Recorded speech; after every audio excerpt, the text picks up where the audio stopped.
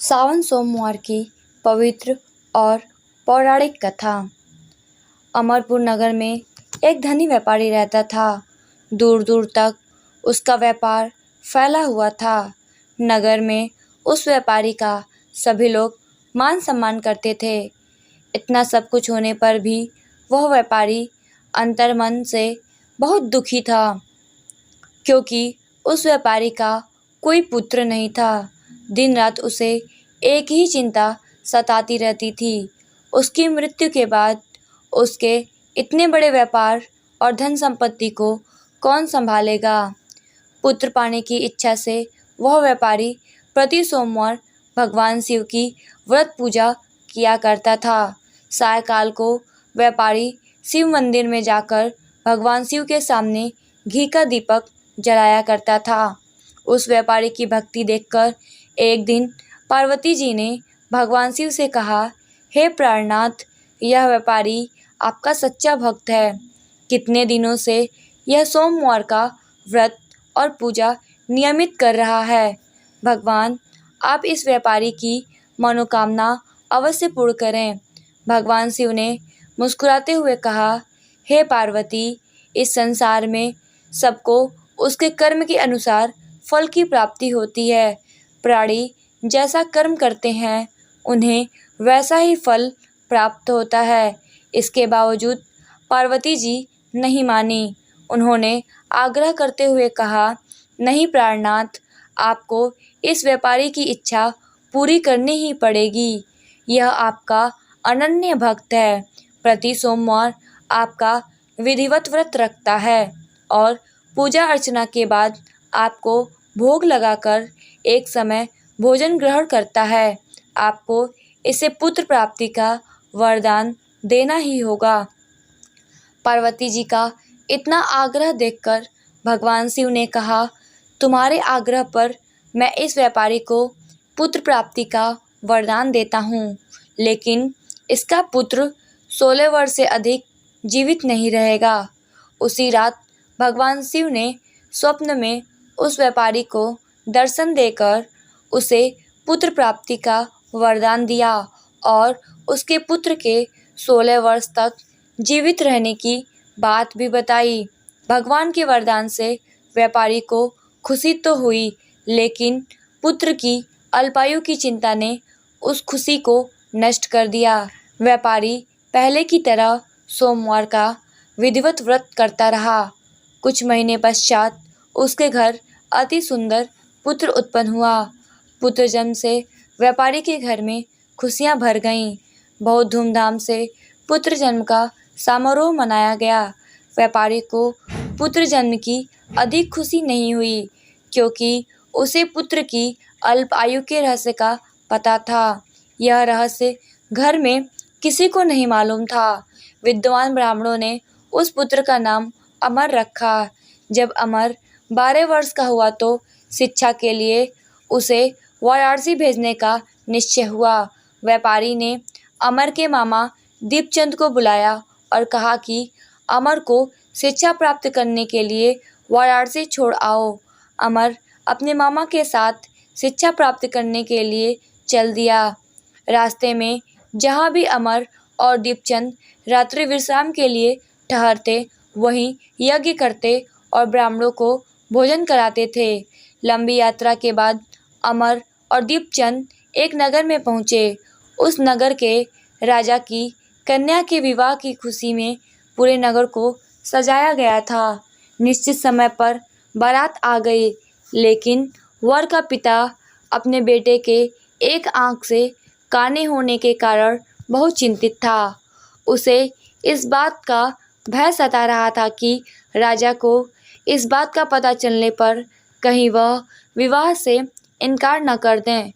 इससे उसकी बदनामी होगी। वर के पिता ने अमर को देखा तो उसके मस्तिष्क में एक विचार आया। उसने सोचा, क्यों न इस लड़के को दूल्हा बनाकर राजकुमारी से विवाह करा दूं।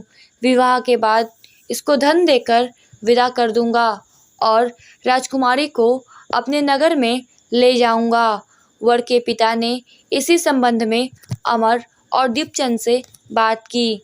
दीपचंद ने धन मिलने के लालच में वर के पिता की बात स्वीकार कर ली।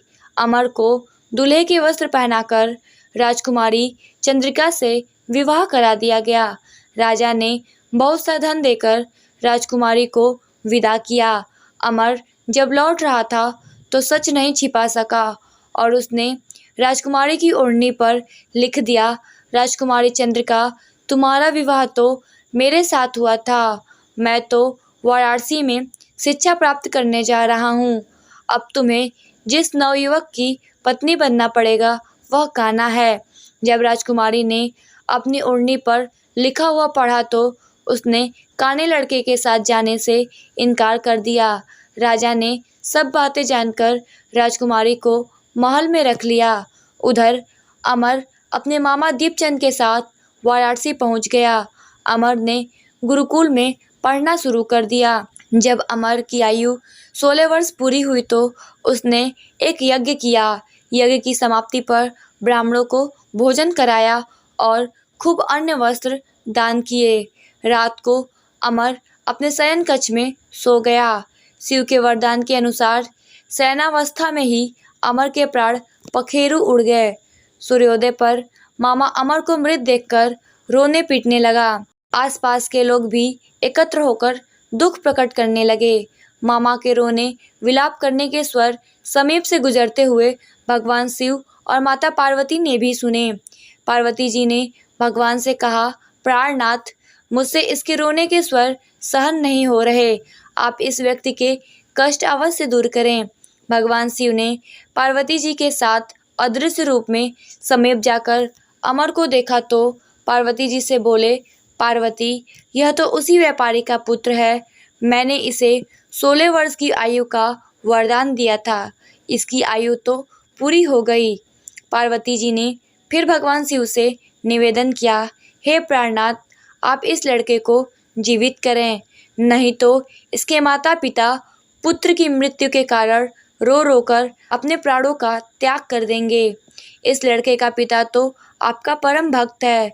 वर्षों से सोमवार का व्रत करते हुए आपको भोग लगा रहा है।